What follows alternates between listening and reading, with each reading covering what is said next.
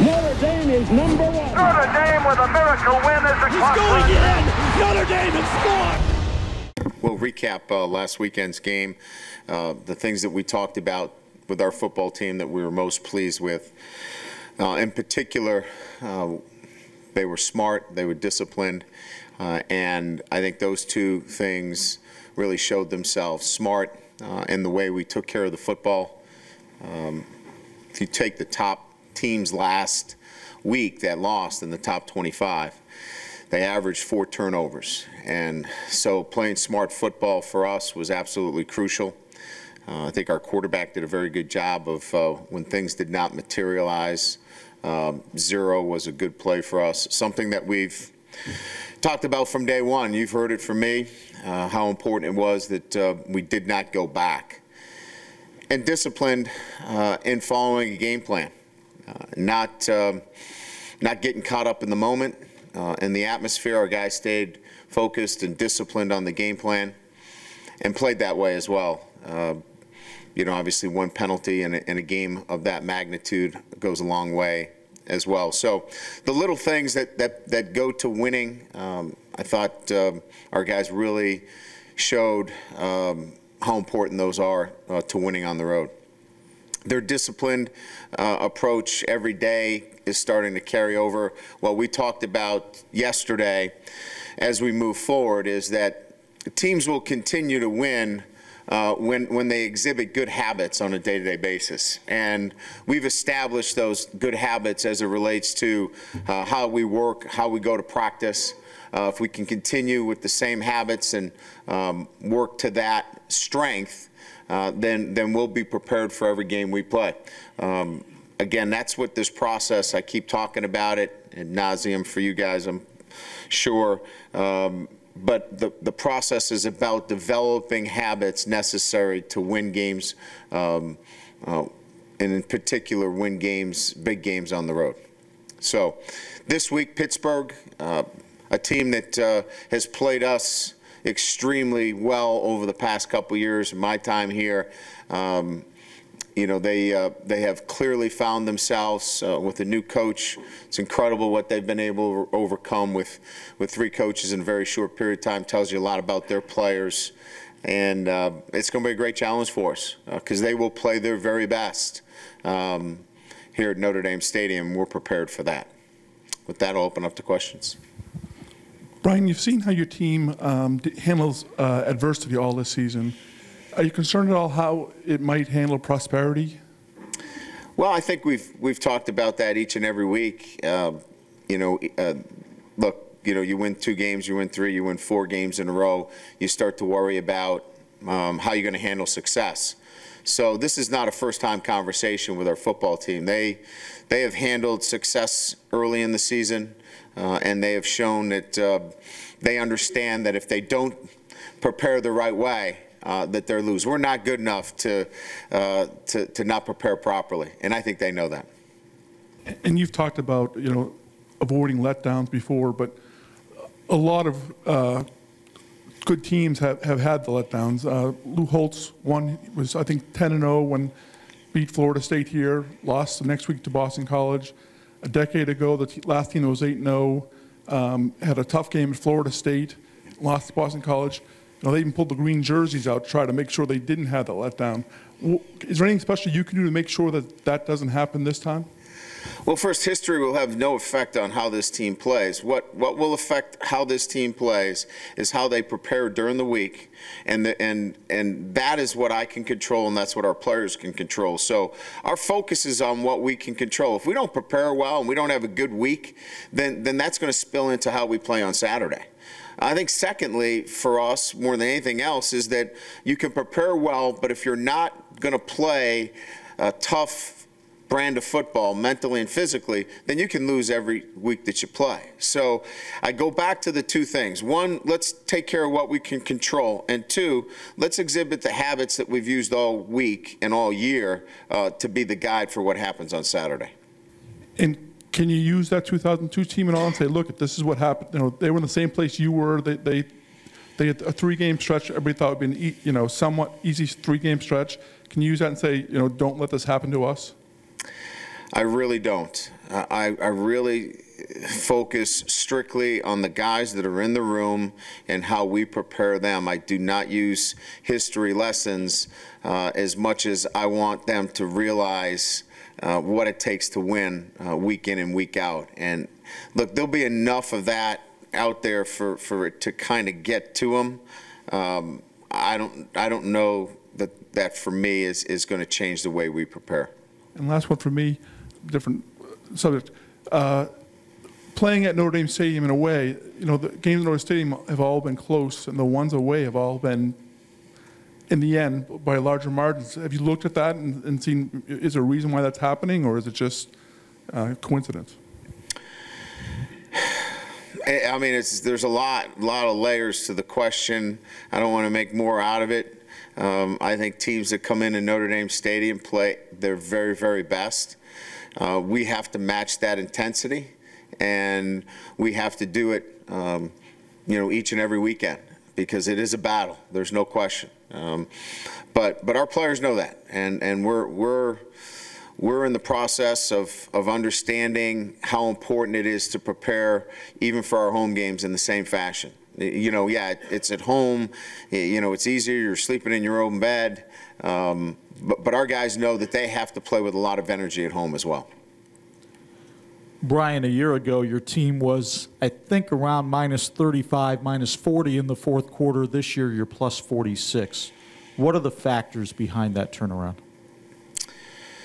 There's a number of them. I think it's, clearly, our strength and conditioning, our nutrition, the way we take care of ourselves, our schedule has really kind of taken shape and form over the last couple of years, that our guys feel fresh. We're hitting peaks in the weight room right now. We're peaking out in November. So we're stronger as a football team right now. I think that goes to it. Certainly not turning the football over is a huge element in that. And finally, I would say, and again, we know what our defense has done. They were consistent last year as well. But I think running the football has allowed us now to exert our will later in games. Talk about Tino Sunseri as a quarterback. Yeah. What are the things that he does that give teams problems? Well, he has really matured as a quarterback. Really impressed with his play this year.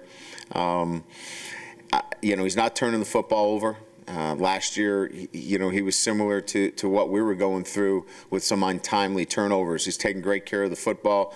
He's a veteran. You could see that. And the offense fits him very well, and he can make plays. He's a guy that I think is playing the best football that he's played his entire career at Pittsburgh. Obviously, Pitt was a little bit banged up to start the year, and that plays a factor. But what are they doing better as a football team now? I just think they know the plan now. Again, 3 head coaches, where are we, developing relationships with players. They're in the first year, and I think Coach Chris has done a great job of really forming their identity as a football team. Graham is healthy. Shell's playing for him. They've got a 1-2 punch there. You've got veteran receivers back. Shanahan's been around for a long time. Street, they've got now, I think, an identity as to where they want to go, and they'll be a formidable opponent for us on Saturday. Finally, for me, you had 3 wins in the household on the weekend. Whose win carries the most cachet? Yeah, that's a good question. I would tell you that right now the girl always wins out. The soccer championship was definitely the winner. Coach, on a guy like Cam McDaniel, how do you get somebody, or what is it about his personality that allows him to embrace being an insurance policy at cornerback, an insurance policy at running back, and then stepping up and doing what he did Saturday as a kickoff return? Well, I think in recruiting you're looking for guys that understand team and understand the components that go to having a great football team. So I think it starts in recruiting those kinds of guys.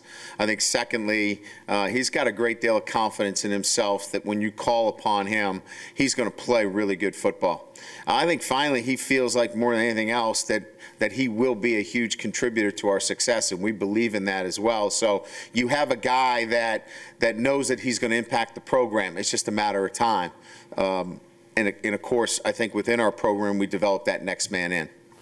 Switching gears, kind of a big picture thing on college football with The way the offense has evolved to what you expect out of an inside linebacker now, his duties, his challenges, comparing it to a 1980 when it was a whole different game and the linebacker was asked to do different things. How has that evolution happened from 80 to now, and what a linebacker has to be?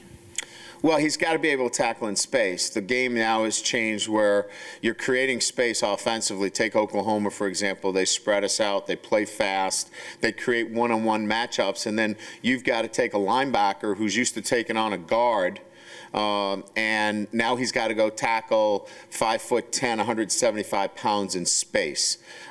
So where it has evolved is that linebacker now can't be a one-dimensional player, or he's going to come off the field. And so take a guy like Manti Te'o, who has exhibited his ability to play in space as well as be an incredible run stopper. I think that's the evolution of the linebacker position. Coach, right in the middle. You now have 8 wins this year. You had 8 wins in your first 2 years. Different paths to those 8 wins. I mean, was this year as big a challenge maybe as the first 2 to get to that number? Yeah, it's a climb. You know, you're developing a football program on a consistency that you want your team to have. I think it's pretty clear that we're developing that consistency, but the challenges each year are different because of the different players that you have. But it's still the same. It's still, you know, habits on a day-to-day basis. It's still preparation. It's still performing. That hasn't changed.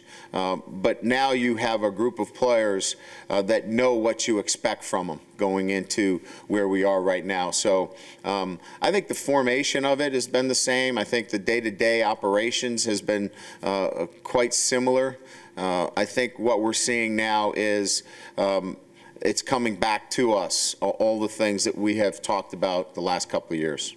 And a lot's been made of the defense, and Coach Elliott is a new factor this year. Could you talk about what he's done and how he's helped this defense? Yeah, well, he's an important part of our entire football program, recruiting, relationships, and he's a veteran coach. You know, he's been a coordinator in the BCS level. He's been a very successful one. And he also has close relationships with everybody in our defensive room. You know, he coached Coach Diaco, he coached Coach Cooks. You know, so we have a great staff there. So if staff morale is rated as being an important element, which I do rate it as an important element to success, you know, he's off the charts in terms of that. You guys have a great run defense. Pittsburgh has a great running back. Could you talk about him and just what a challenge that'll be? Yeah, we have a great deal of respect for Graham, and coming back from a knee injury, he's really starting to round into form. He was difficult to defend last year. You know, having Shell in there obviously gives him an opportunity now that he doesn't have to carry the load, which keeps him fresh. They're 2 really good running backs, and we'll be challenged to slow them down. Brian, I know at Central and Cincinnati you played differently because you felt you had to there, but the time of possession is probably the biggest stat difference for you. I think you were last in time of possession your last year at Cincinnati. You're 14th this year. Did you pay more attention to time of possession at Grand Valley, and are you paying attention to this, or is this just kind of an accident of some game plans? No, we paid attention to it. Now, having said that, the time of possession versus amount of plays that you run are numbers that we look at. We want our time of possession to equal a certain amount of plays, and we're falling a little bit behind that matrix, if you will. So we really need to continue to possess the football, but we've got to run some more plays. And that means we have to operate a little bit quicker, and be able to get the amount of plays that we want. We're hovering somewhere in the 60s. We need to increase that a little bit, and that's been something that we looked at last week, and we're looking at it more closely this week. There's so many, I'm sure, elements that have contributed to this bump up in the running game, especially against really good run defenses. But can you talk about Braxton Cave's piece in that whole equation? I think he's improved. You know, I think we've challenged Braxton this year to improve in all areas. You know, we wanted him to to be more physical on down linemen before he escaped up to the second level. He's starting to do that on a more consistent basis for us. Our job really on Saturday was based upon really disrupting the front four. There were times where linebackers weren't even blocked, and we were not necessarily okay with it, but we really are focusing on using his strength on down linemen and getting some movement there, and we're seeing some improvement with Braxton in that regard. What's the next step for Everett? Is it just putting a couple games together that are consistent, or looking for more? The passing game still needs to improve. We had where we consider 4, maybe 5 opportunities that we left out there in terms of throwing the ball. So we want to see a higher passing efficiency from that respect. And then I think you're correct in assuming that what we need now is to put together a string of games back to back. I think those are the 2 things that we're going to ask from Everett in terms of his progress. Last thing from me, I know Manti stepped up his game immensely this year. He's added other dimensions to it. But just when you talk to other players on the team, it seems like he has an effect on their games and their elevation in their games. Do you have any anecdotes or stories about maybe a person or 2 you see that happen with? I think if you look across the defensive, front where he plays next to Carlo and Dan Fox, you can't help but influence their play at the line because they're asked to do similar things. And so, I think when you're playing at that high of a level, you're definitely rubbing off on those guys around him. And I just think he does it to the offensive players. I will give you a little insight before the game in the locker room. Manti came up to me and said, "Hey, can I talk to 5?" And, he was referring to Everett Golson. I said, "Sure." So I pulled Everett aside and I said, "Manti wants to talk to you." He sat him down. He said a couple things. I didn't ask him what he said because it's really not important for me what Manti's talking about with the quarterback because I know what he's going to say is all positive. But Everett got up with a big smile on his face and, I think set him at ease. There were some things that he wanted to say. So my point for bringing it up is I think he impacts everybody on our football team, and he took the time to pull over the starting quarterback before the game because he had something important to say to him. Brian, up here, you mentioned, I think on Sunday, or maybe it was Saturday, about Everett leading and some of the leadership he'd shown. Is that something that's like kind of one of those lights that go on, or is that something that you have to continue to try to nurture about communicating and being more vocal? No, it's been coming. I talked to Coach Heastant earlier in the week, and he had made a mention to me that the offensive line was feeling a lot more comfortable with the communication that Everett was involved in with the offensive line. So it's something that we've stressed. Obviously, we weren't happy where we were. I think when I said led, I was referring to the way he communicated with his offensive line in particular. Got us out of a situation where I know we would have false started earlier in the year. They were bringing a pressure. He changed the play from underneath and backed off, and nobody jumped. And those are the things that I'm referring to, is that communication and leadership is getting better. But having said that, we'll be on it all week to continue to have that move in the right direction. How close do you think he's to being a guy that you can put out there a little bit, whether that be to us or just kind of being a little bit more of a face of the program? Is that something you see happening next year, or do you think that could even happen this year? I don't see it happening this year. I see us really focusing on a lot of the little things that we have to get better at, and he has, and he's committed to it. He's committed to wanting to do those things, but I'm not ready to put him out there yet. He's getting there. There's no question, and we want to continue on that trend. But I'm almost of the opinion that we got to see this start to happen consistently, and when we do that, I think we're probably closer to that point. You had mentioned, might have been last week, about kind of 15% being, the goal for mental mistakes. I'm assuming you were under that on Saturday night. How far under were you? We actually weren't. We were 18%. We put the ball on the ground and we recovered a fumble. Robbie Toma put the ball on the ground. We recovered a fumble there.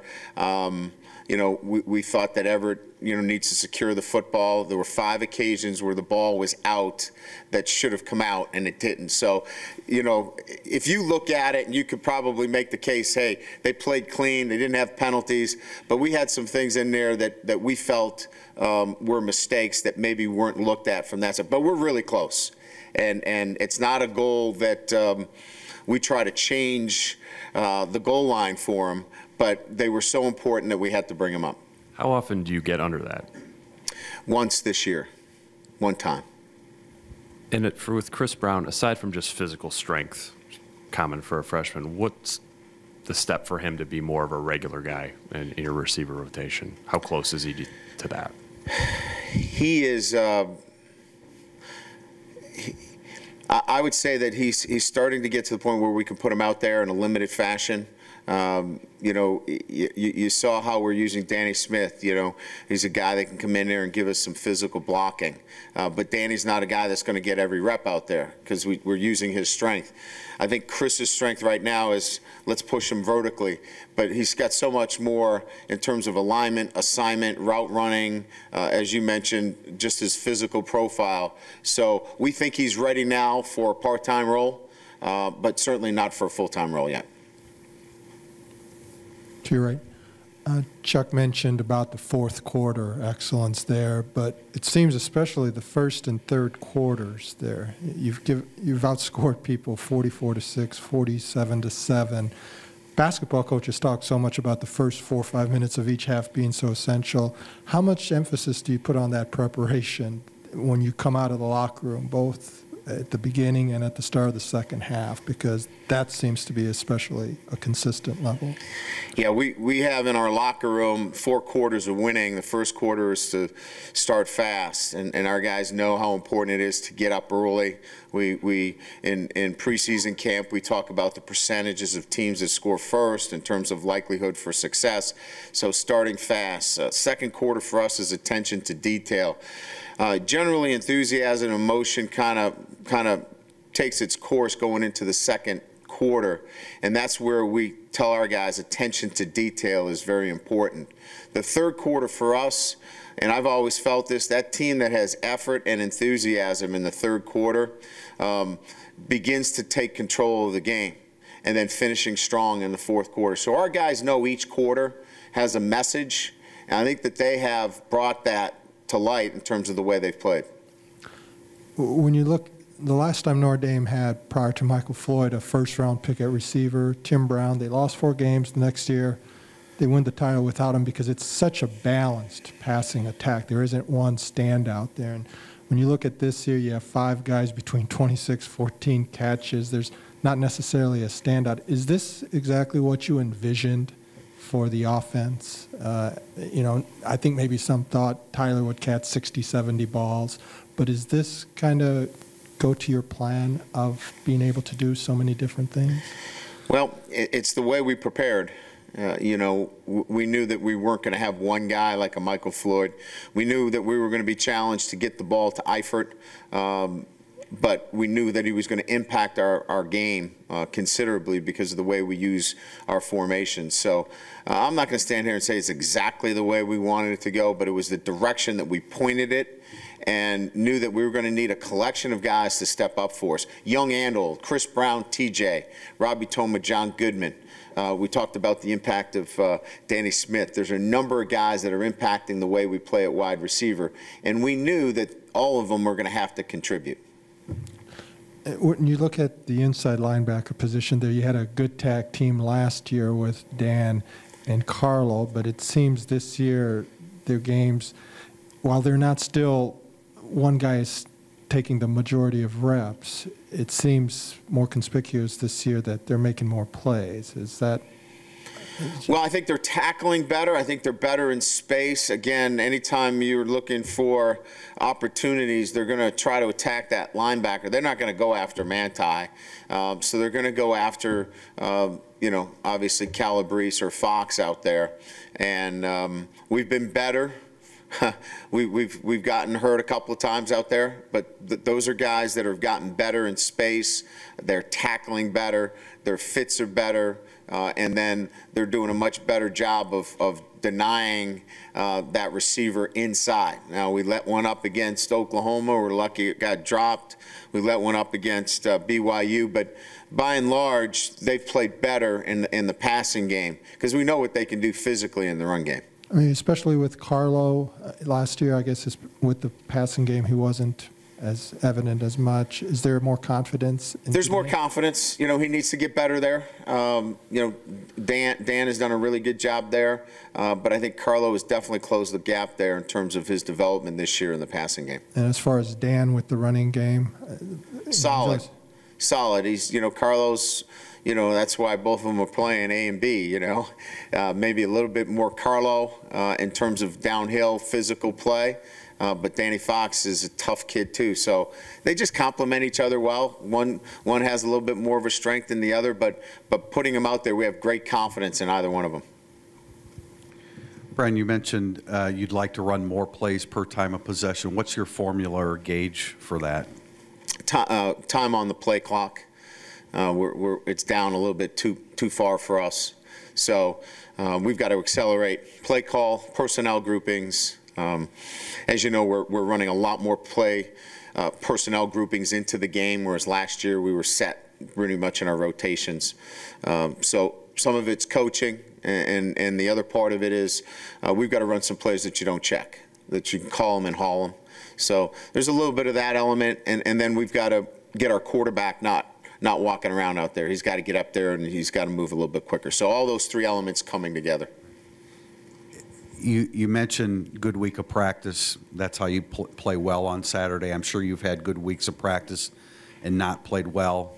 As a coach, you may not want to admit this, but has there ever been a time where you had a bad week of practice or it just wasn't sharp, or you went into Saturday thinking, man, we didn't really prepare really well this week, and then went out and played well? Yeah, this year. There were times that we did not practice well, especially on the offensive side of the ball, and did not play well. And so they know that there's a direct correlation to how they practice and how they perform. Certainly, I've had some teams that are just better physically, more talent. We're not in that position yet. So we feel like it's directly tied to how we're going to play, especially on the offensive side of the ball. You mentioned last week that you were missing some personnel in punt return. Is that true of some other areas or aspects of the special teams as well? Well, we don't want to run some guys on those teams right now just because of depth issues, and that that's just the reality of where we are. We need some more depth at those positions to run those guys, and but I still keep coming back to, Oklahoma could not return one punt against us, and then they've got a dynamic returner, and we're running a bunch of freshmen down there.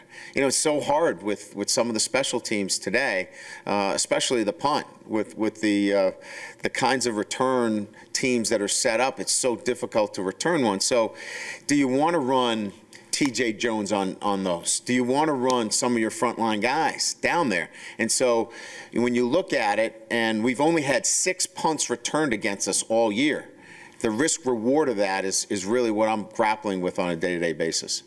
You have a couple walk-ons on special teams, Plants and yes. Cavaleris. Yes. Schmidt, I guess. Joe Schmidt, yep. Yeah, although he doesn't necessarily fit in quite the same Yeah, category. but those three guys in particular, yeah. How does a walk-on, most people here don't know the names, fans don't know the names, how do those guys come in and beat out some scholarship players that are younger that aren't playing prominent roles and are available? Well, it's a fair question. I don't know that I want to answer the question in all of its levels, but clearly, you've got some guys that we challenge that should be on that team, and they're not right on that team. What are the reasons? I could list about 10 of them, 15 of them. It's our job to get them to that next level, and then it's their job to recognize that if they're not on a special team, and there's another young man who's got not a scholarship and that doesn't reflect well on you. So we're in that phase. Every program is, though. Every program is challenging those young guys. Sometimes the light goes on. Romeo Okoro, for example, first 4 games, it looked like he was walking down on kickoff. And it wasn't because he wanted to. The game was just really different for him. This week he gets out there and he almost knocks a guy out of the game with just a terrific hit. He's playing faster. So, there's a lot of levels to the question. It's a fair question. I don't know that I want to get into all the specifics of it right now. Thank you. Coach, just quickly back to your messages for each quarter. Is that something you just started this season, or is that something you've always done? No, we've had a message of how we want to play the game. I think we've made it more of a point because we thought we prepared well the last couple of seasons, but maybe didn't play our best football on one given Saturday. And so it became more of an effort to visualize it. So it's up in our locker room, and it's above where our guys get their laundry every day. So it's clear that they know each quarter and how important it is.